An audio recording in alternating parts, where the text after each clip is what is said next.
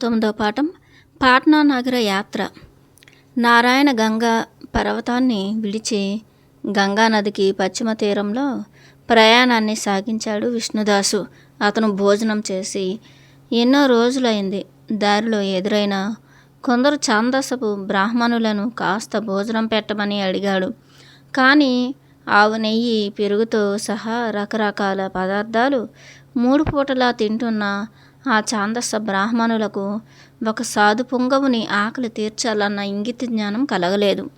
వాళ్ళు సన్యాసిని నిర్దాక్షిణ్యంగా కసురుకొని లేదు పొమ్మన్నారు. మానావమానాలకు సత్కార తిరస్కారాలకు అతీతుడైన సన్యాసి కొంచెం కూడా అవమానపడకుండా ముందుకు వెళ్ళిపోయాడు. దారిలో ఒక పేద గ్రామస్తుడు కనిపించాడు. అతడిని పలకరించి, కుమారా, నాకు చాలా ఆకలిగా ఉంది, తినడానికి కాస్త ఏమైనా పెట్టగలవా అని చేతిని చాచాడు. తన ఇంటికి వస్తే తప్పకుండా తనకు ఉన్నది కాస్త పెడతాను అన్నాడు.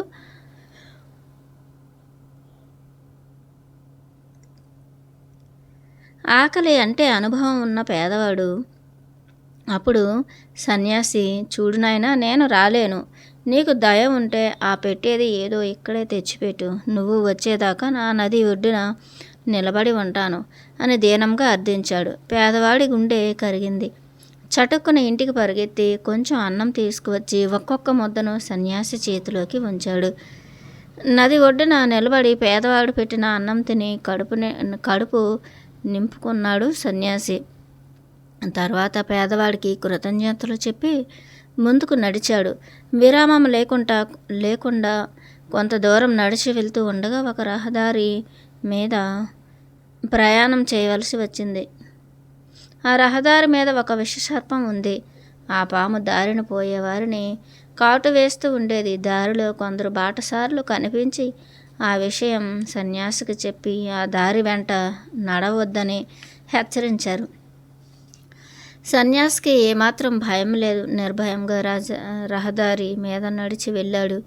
బొసలు కొడుతూ తన వైపే వస్తున్న తక్షకుడి వంటి తాచుపామును చూసి, ఓ సర్పమా, ఆగు, నువ్వు నా దగ్గరకు వస్తే తల పగిలి చస్తావు అన్నాడు. సన్యాసి మాటలకు లెక్క చేయకుండా ఆయన పైకి ఉరకబోయింది పాము. ఫలితముగా చనిపోయి క్రింద పడింది.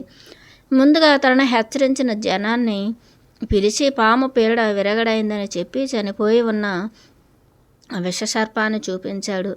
పాము నుండి పాము చనిపోయినందుకు పాపం పండి పాము చనిపోయినందుకు వాళ్ళు సంతోషించారు.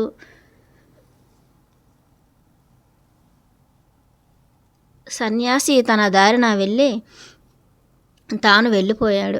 విరామం లేకుండా కొన్ని రోజులు నడిచాడు. ఆయనకు ఆకలి వేసింది. దగ్గరలో ఉన్న ఒక ఆశ్రమానికి వెళ్ళి కొంచెం అన్నం పెట్టమని అడిగాడు. ఆశ్రమంలో చాలా ఎక్కువ మొత్తంలో భోజనం సిద్ధంగా ఉంది. ఆశ్రమవాసులు వారి హోదా పెద్దది అన్న అహంభావంతో ఆ పాదమస్తకం దుమ్ము ధూళితో ఉన్న సన్యాసిని చీదరించుకొని పొమ్మన్నారు.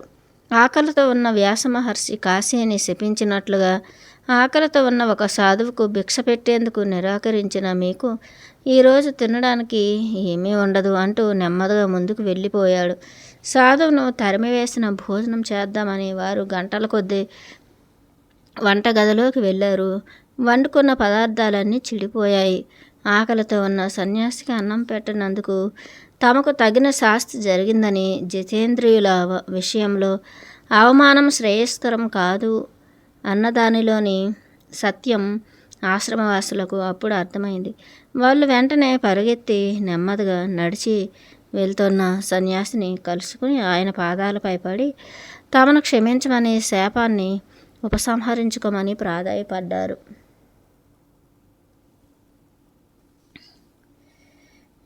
సన్యాసి కరుణాహృదయుడు, సరే వెళ్ళి భోజనం చేయండి అంటూ ముందుకు వెళ్ళిపోయాడు. వాళ్ళు తిరిగి ఆశ్రమానికి వెళ్ళి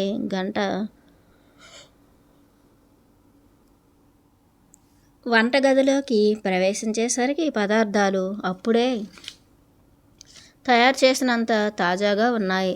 సన్యాసి కార్యానికి అభివాదాలు అర్పించి ఆశ్రమవాసులు యథాప్రకారం భోజనం చేశారు. ఆత్మజ్ఞానానికి బాహ్య ఆడంబరాలతో నిమిత్తం లేదని, అందుకు కావలసింది త్యాగం, దయ, ఆర్జవం అన్న యథార్థాన్ని ఆశ్రమవాసులు నేర్చుకున్నారు.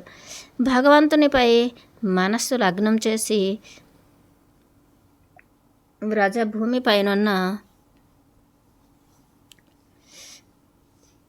వ్రజభూమి వైపు ప్రయాణం సాగించాడు సన్యాసి. సన్యాసికి ఎదురైన సంఘటనలను పరిశీలిస్తే ఆయనకు కొన్ని సందర్భాలలో గౌరవం, కొన్ని చోట్ల అవమానాలు ఎదురయ్యాయి. గౌరవ మర్యాదలు పొందిన చోట ఆయన పొంగిపోలేదు. అవమానం పొందిన పరిస్థితులలో కృంగిపోలేదు. రెండు సందర్భాలలోనూ సమచిత్తతనే ప్రదర్శించాడు. గౌరవము, అగౌరవము, తిట్లు, పొగడ్తలు మొదలైన ద్వంద్వాలకు అతీతుడై సమభావము, సౌహార్ద్రం గల సన్యాసి. అయితే ప్రజలు రుజుమార్గంలో కాకుండా అపమార్గంలో అసందర్భంగా ప్రవర్తించిన సందర్భాలలో అలాంటి వాళ్ళు గుణపాఠం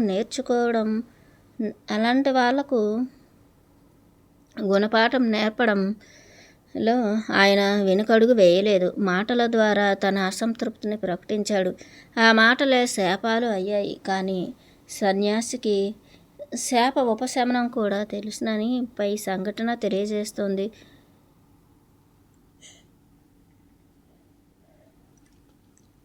కొన్ని రోజులు నడిచి సిక్కుల పుణ్యస్థలం పాట్నా నగరాన్ని చేరుకున్నాడు. విష్ణుదాసు దృష్టిలో పాట్నా నగరం చాలా పవిత్రమైంది. సిక్కుల గురు పరంపరలో 10వ వాడైన గురు గోవింద్ సింగ్ జన్మించిన పుణ్యస్థలం అది. గురు గోవింద్ సింగ్ తండ్రి తేజ్ బహదూర్ ఒకప్పుడు జగన్నాథ స్వామిని దర్శించడానికి భార్య సమేతంగా పూరీ యాత్రకు బయలుదేరాడు. అప్పటికి ఆమె నిండు గర్భిణి. పాట్నా చేరేసరికి ఆమెకు పురిటి నొప్పులు ప్రారంభమయ్యాయి. అందుచేత వాళ్ళు పాట్నాలో ఆగిపోవలసి వచ్చింది. గురు గోవింద్ సింగ్ అక్కడ జన్మించాడు. ఆయన పుట్టిన ఇల్లు, చిన్నప్పుడు ఆయన ఆడుకున్న మరో ఇల్లు ఇప్పటికీ సురక్షితంగా ఉంచబడ్డాయి. అతడి చిన్నప్పటి ఆట వస్తువులు కూడా ఇప్పటికీ సురక్షితంగానే ఉన్నాయి. ఆ రెండు భవనాలను హరిమందిరం అనే పేరుతో ఈ రోజుకి శ్రద్ధాభక్తులతో పూజిస్తారు సిక్కులు. సన్యాసికి గురునానక్ అంటే ఎంత భక్తి ఉందో గురు గోవింద్ సింగ్ అంటే కూడా అంతే భక్తి ఉంది. పాట్నా చేరుకోగానే హరిమందిరాన్ని దర్శించడానికి వెళ్ళాడు.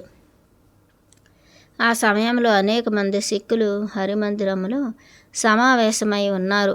తమ వంశీయుడైన ఒక మహాత్ముడు ఎడమ చేతిని పైకెత్తి ఉంచి గురు గోవింద్ సింగ్ అవశేషాలకు భక్తితో ప్రణామాలను అర్పించడం చూసి వారు ఆశ్చర్యపోయారు. తగిన మర్యాదలు చేసి సన్యాసికి భోజనం పెట్టారు. సన్యాసి అక్కడ ఉండకుండా నది ఒడ్డుకు చేరుకొని ఒక అనుకూలమైన స్థలంలో నిలబడి ఎప్పటిలాగే తపస్సు చేసుకోవడం ప్రారంభించాడు. ఒక మహమ్మదీయ భక్తుడు సన్యాసికి సేవ చేయాలని అనుకున్నాడు. సన్యాసి తపస్సు చేస్తున్న చోటుకు దగ్గరలో ఒక బ్రాహ్మణ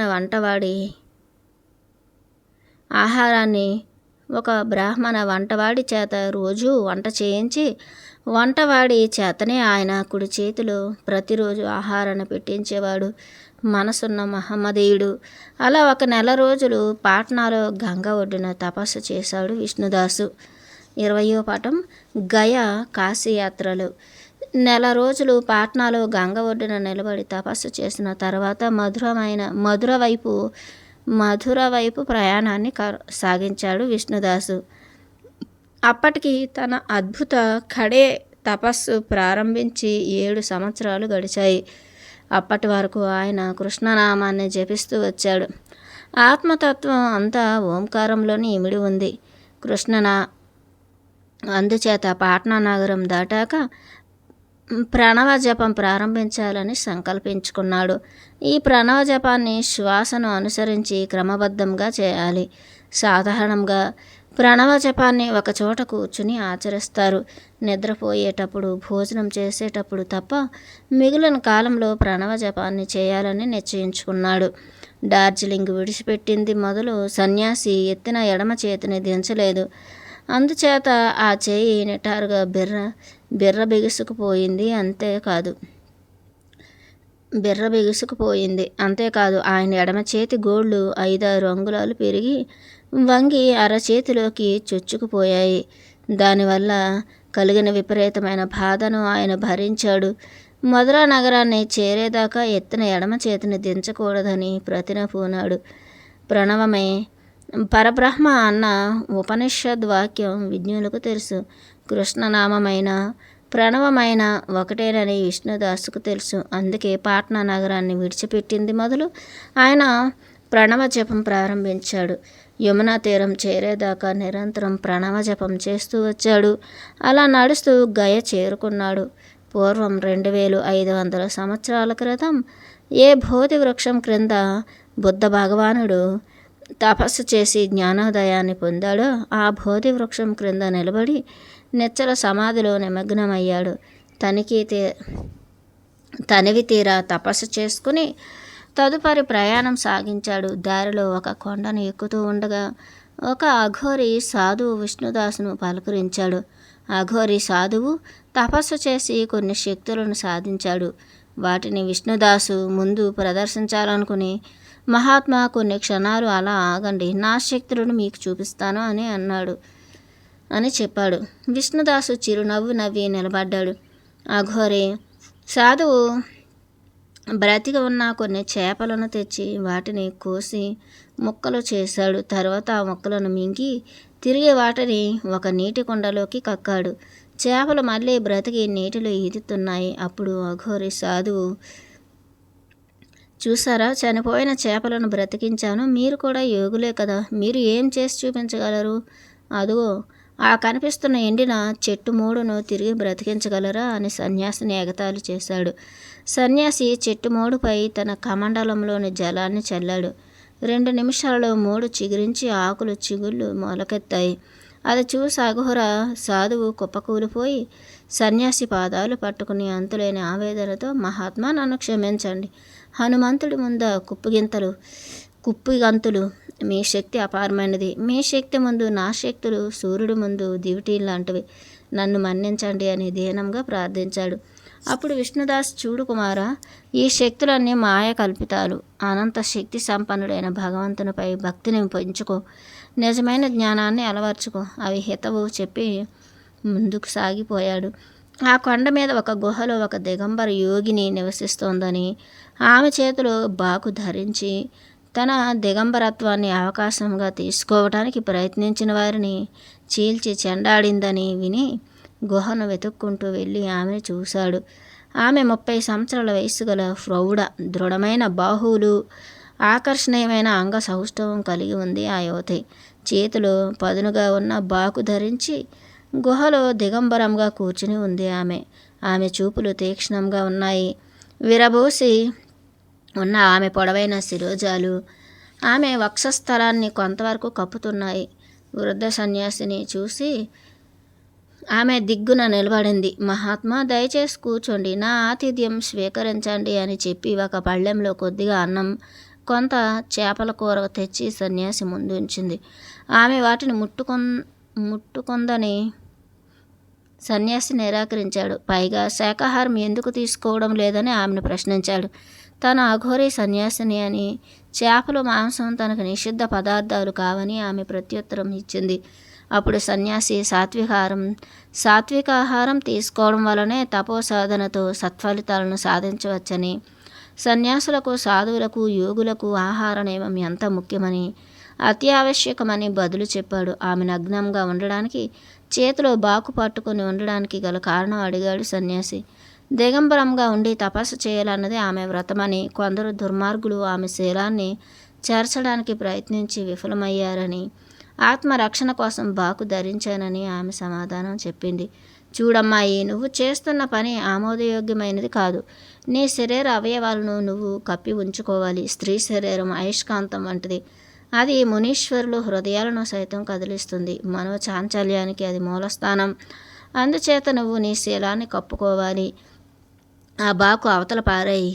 చేపల మాంసం విడిచిపెట్టు. ఇవి ఆచరిస్తే నీ సాధనలో నువ్వు ప్రగతిని సాధిస్తావు అని హితబోధ చేశాడు. విష్ణుదాసు హితవాక్యాలను వినయంగా ఆలకించింది అఘోరి సన్యాసిని.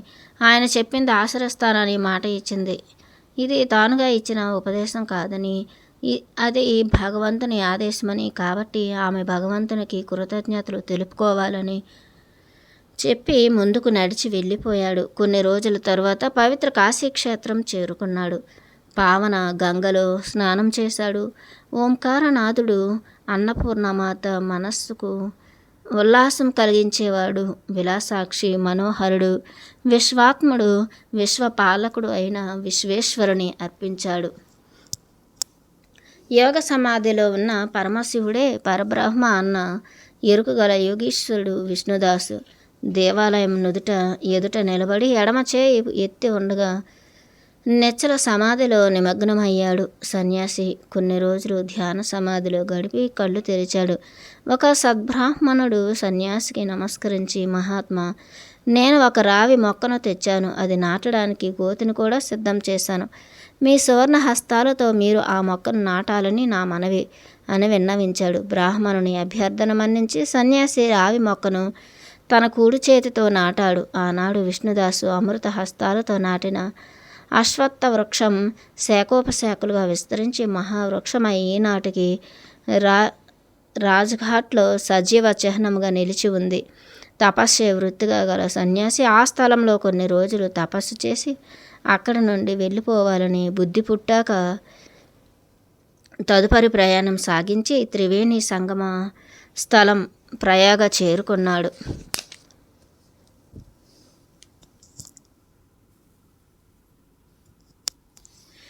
21వ పాఠం గురునానక్ దర్శనం. వారణాసిలో వలె ప్రయోగ క్షేత్రంలో కూడా సన్యాసి కొన్ని రోజులు నదీ తీరాన నిలబడి తపస్సు చేశాడు. సన్యాసి కళ్ళు తెరిచి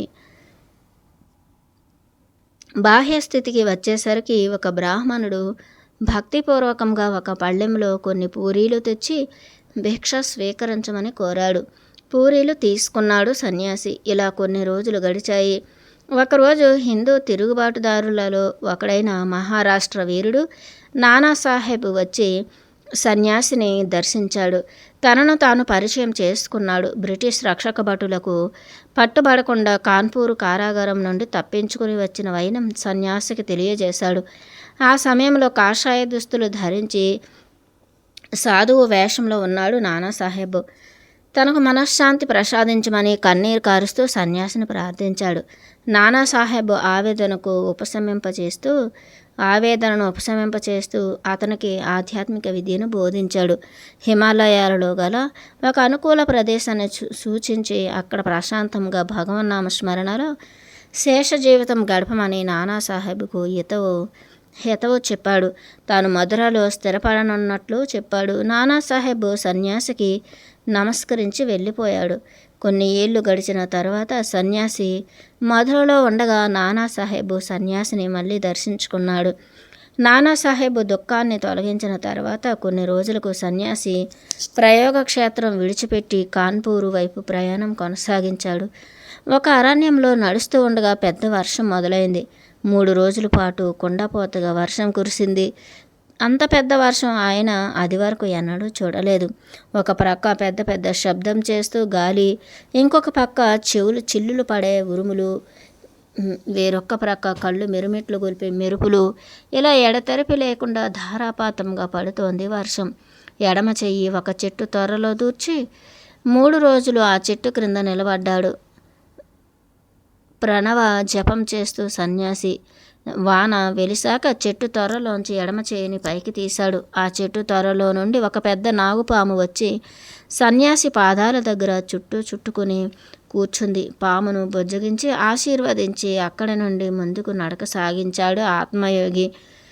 కొన్ని రోజులు నడిచాక కాన్పూర్ దగ్గర నది ఒడ్డుకు చేరుకున్నాడు. నది ఒడ్డున కొద్ది కాలం నిలబడి వానకు తడవడం వల్ల వచ్చిన బడలక పూర్తిగా తీర్చుకున్నాడు. ఆ తర్వాత ఎంతో దూరం నడిచి నైమిషారణ్యంలో ప్రవేశించాడు. గోమతి నదీ తీరాన నడిచి వెళ్తూ ఉండగా దారిలో పులి చర్మం మీద కూర్చున్న ఒక సాధువు కనిపించాడు. సాధువుకు నమస్కరించాడు. సాధువు సన్యాసికి తిరిగి నమస్కరించలేదు. పైగా తిరస్కార భావంతో అలక్ష్యం చేశాడు. ఇంతలో ఎక్కడి నుండో ఒక తేలు వచ్చి గర్వంతో విర్రవీగుతున్న సాధువును గట్టిగా కాటు వేసింది. బాధ భరించలేక బిగ్గరగా ఏడవడం మొదలుపెట్టాడు. తన అసభ్యకర ప్రవర్తనకు భగవంతుడు తగిన శిక్ష విధించాడు అన్న కనువిప్పు కలిగింది సాధువుకు. సన్యాసి పాదాలు పట్టుకుని, మహాత్మా, మీరు సాక్షాత్తు మానవ రూపం ఎత్తిన శ్రీమన్నారాయణులు. నా అహంకారమే నన్ను శిక్షించింది. మీరు గర్వాన్ని పోగొట్టి నాకు కనువిప్పు కలిగించిన కరుణామూర్తి, నన్ను క్షమించండి అని గద్గద స్వరంతో ప్రార్థించాడు. తనకు తిట్లు సన్మానంతో నిమిత్తం లేదని, అయితే తనవారు పరాయివారు అనే భేదాలు పాటించక ప్రతి వారిని ఆదరంగా చూడమని హితవు చెప్పాడు. దగ్గరలో ఉన్న ఒక ఆకు తీసుకువచ్చి ఆ సాధువుకు ఇచ్చి, తేలు కుట్టిన చోట ఈ ఆకును రుద్దమని చెప్పాడు. సన్యాసి చెప్పినట్లు చేశాడు సాధువు. అతని బాధ వెంటనే తగ్గింది. అందుకు సాధువు సంభ్రమాచార్యాలతో సన్యాసికి తిరిగి నమస్కరించాడు. సాధువుకు వీడుకోలు పలికి ముందుకు వెళ్ళాడు సన్యాసి. దారిలో కొంతకాలం ఆగి ఒకచోట నిలబడి అంతర్ముఖుడై తపస్సు చేసుకున్నాడు. అక్కడ నుండి మిశ్రాక్ అనే ప్రదేశం చేరుకున్నాడు. ఒక ధుని వెలిగించి మంట దగ్గరగా నిలబడి తపస్సు చేసుకోసాగాడు.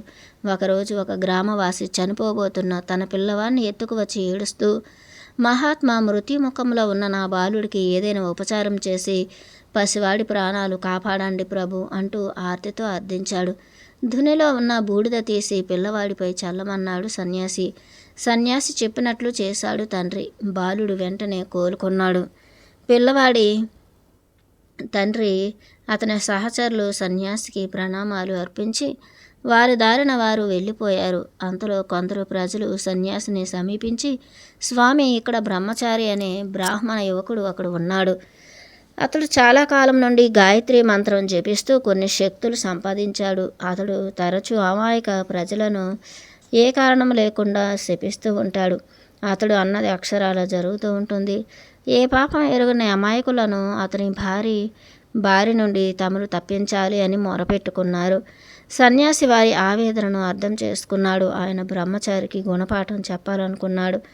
వారందరినీ వెంట పెట్టుకుని బ్రహ్మచారి దగ్గరకు వెళ్ళి, చూడు బ్రహ్మచారి, నువ్వు అకారణంగా అమాయక ప్రజలను శపిస్తూ పరమ పవిత్రమైన గాయత్రి మంత్రాన్ని ఎందుకు దుర్వినియోగం చేస్తున్నావు? చూస్తావా, నేను శపించానంటే నువ్వు తక్షణమే ప్రాణం విడిచిపెడతావు అని బ్రహ్మచారిని హెచ్చరించాడు. తాను ఏమాత్రం తలబిరుసుగా ప్రవర్తించినా సర్వనాశనమైపోతానని గ్రహించాడు బ్రహ్మచారి. అతడు సన్యాసి ముఖం జ్వలిస్తున్న ప్రళయాగ్ని వలె, ఆయన నేత్రాలు రెట్టింపు శక్తితో ఉన్న ఫాలాక్షుని 3వ నేత్రం వలె బ్రహ్మచారికి గోచరించాయి. బ్రహ్మచారి గజగజ వణికిపోయాడు. చటుక్కున సన్యాసి పాదాలు పట్టుకుని, స్వామి, యతి రూపంలో ఉన్న విరాట్టులు మీరు. మీ పాదస్పర్శ మాత్రమే నాకు జ్ఞానోదయమైంది. నా అజ్ఞానం మబ్బు విడిపోయింది.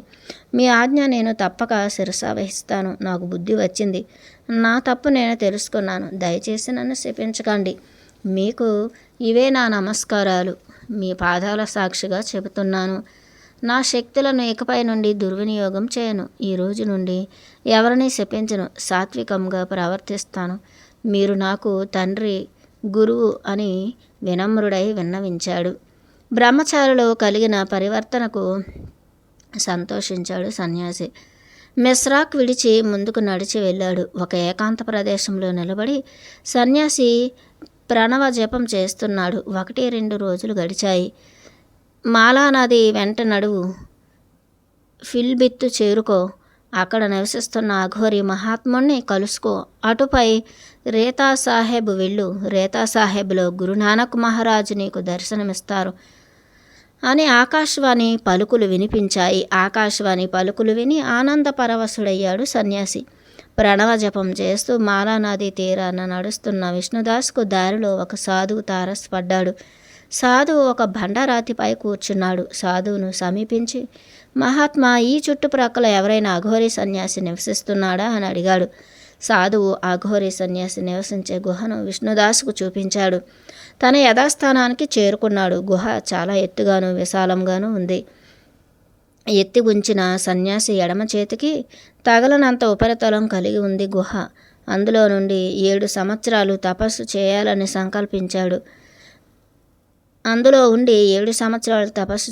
సంకల్పించాడు.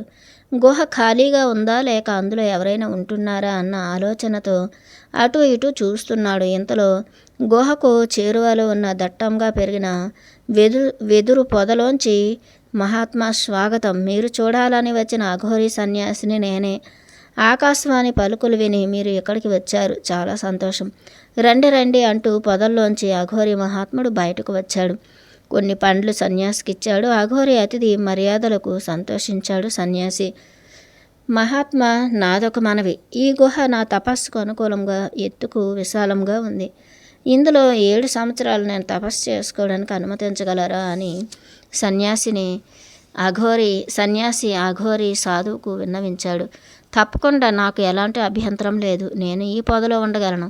మీ ఇష్టం వచ్చినంతకాలం యథేచ్ఛగా గుహలో ఉండి తపస్సు చేసుకోవచ్చు అని బదులిచ్చాడు అఘోరి. ఆదరణతో నిండిన అఘోరి మాటలకు సంతోషించాడు సన్యాసి. ఏ ఆటంకం లేకుండా ఏకధాటిగా కమండలం ముందుంచుకొని 7 సంవత్సరాలు తపస్సు చేసుకున్నాడు. జాగ్రత్తావస్థకు వచ్చినప్పుడు అఘోరి సన్యాసితో అప్పుడప్పుడు సంభాషిస్తూ ఉండేవాడు. 7 సంవత్సరాల తపస్సు కాలం పూర్తయ్యాక అఘోరి మహాత్ముడికి ధన్యవాదాలు అర్పించి రేతా సాహెబ్ వైపు వెళ్ళిపోయాడు.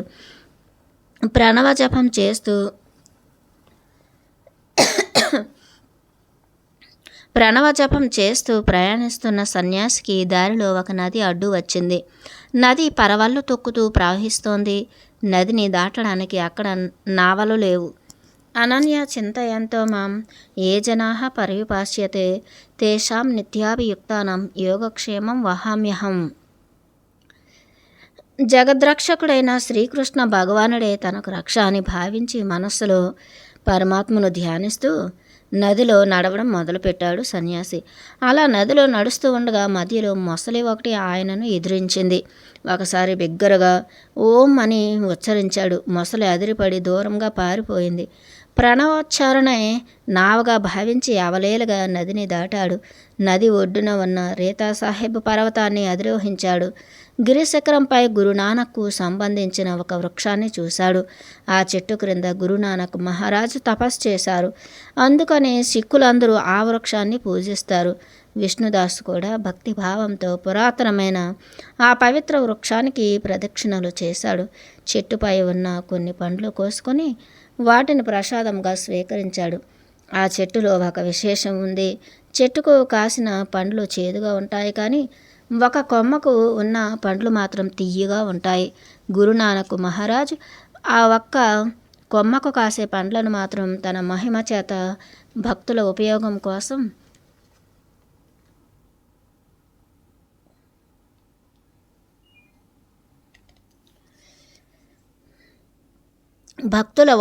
కోసం మధుర ఫలాలుగా మార్చారు.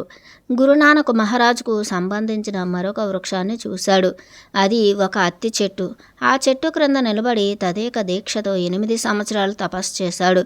తపస్సు కాలం పూర్తవబోతూ ఉండగా సన్యాసి ముందు మానవ రూపంలో సాక్షాత్కరించారు నానక్.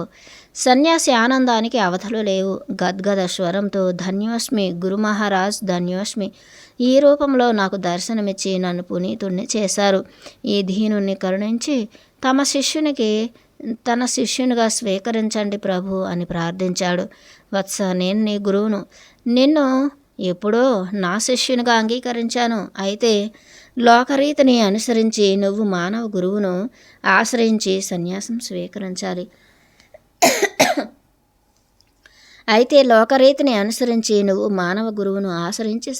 స్వీకరించాలి. అని ప్రత్యుత్తరం ఇచ్చారు గురునానక్. అయితే ప్రభు, నేను వెళ్ళి మాస్రాంజీని ఆశ్రయించి నాకు దీక్ష ఇవ్వమని అర్థిస్తాను అని విన్నవించాడు సన్యాసి. సరే, అలాగే చెయ్యు.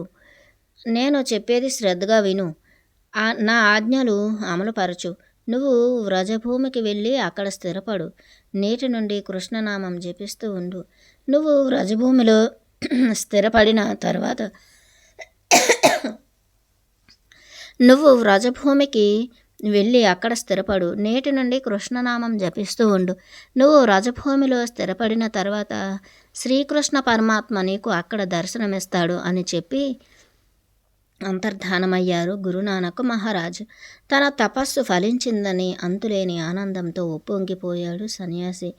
రేతా సాహెబ్ పర్వతాన్ని విడిచి వ్రజభూమికి ఆలవాలమైన బృందావనం వైపు ప్రయాణం సాగించాడు.